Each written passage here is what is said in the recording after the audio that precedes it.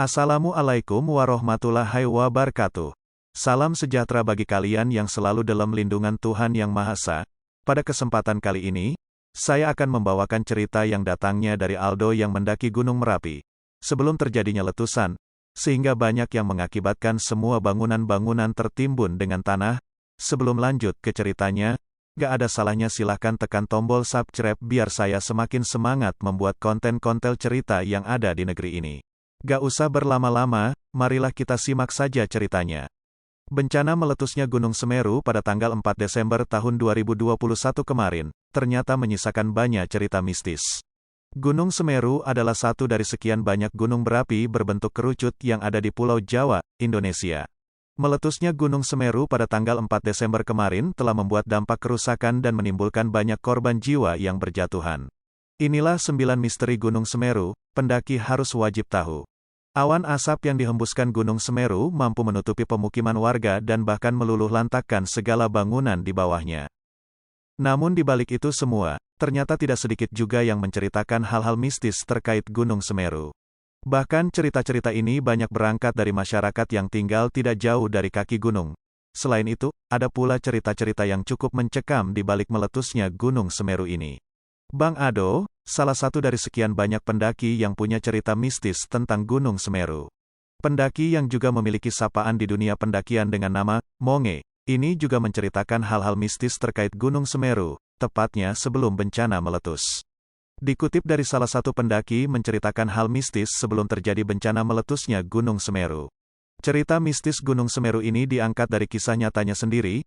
Tepat pada 2019 silam, Bang Ado mengalami hal yang cukup mencekam di saat mendaki Gunung Semeru. Pendakian Gunung Semeru yang dilakukan Bang Ade telah direncanakan sebelumnya, bersama dengan teman-temannya.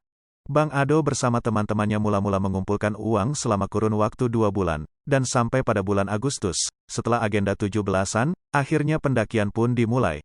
Dalam perjalanan menuju ke titik kumpul pendakian, Bang Ado bersama teman-temannya merasa sudah ada kejanggalan yang terjadi, berupa kecelakaan mobil di jalur kereta yang membawa mereka. Setelah tiba, Bang Ado bersama rombongan langsung melakukan briefing untuk membahas hal-hal yang menjadi pantangan ketika ingin mendaki Gunung Semeru ini. Setelah beberapa jam kemudian, Bang Ado dan rombongan teman-temannya langsung tancap gas mendaki menuju arah puncak Semeru. Tibalah saat di mana Bang Ado dan rombongan melewati gerbang Gunung Semeru.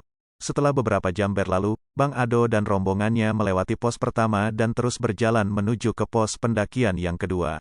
Saat menuju pos yang kedua, Bang Ade dan rombongan teman-temannya melewati jembatan merah, yang konon dipercaya banyak cerita mistisnya. Dari sini, hal mistis pun terjadi. Mula-mula, salah satu teman Bang Ado terlihat pucat. Sempat ditanya, namun ia hanya menjawab hanya tidak enak badan. Beberapa saat kemudian, rombongan Bang Ado memutuskan untuk melanjutkan perjalanan menuju puncak Gunung Semeru.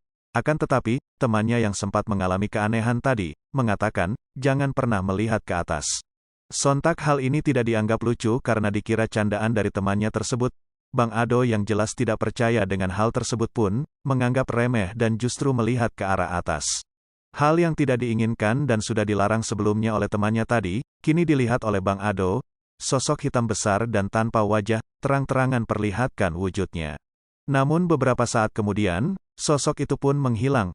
Pandangan Bang Ado pun teralihkan dengan perjalanan mereka yang memutuskan untuk rehat sejenak di samping Danau Ranu Kumbolo. Mereka pun mendirikan tenda di samping-samping danau, sambil menunggu waktu yang tepat untuk melanjutkan perjalanan.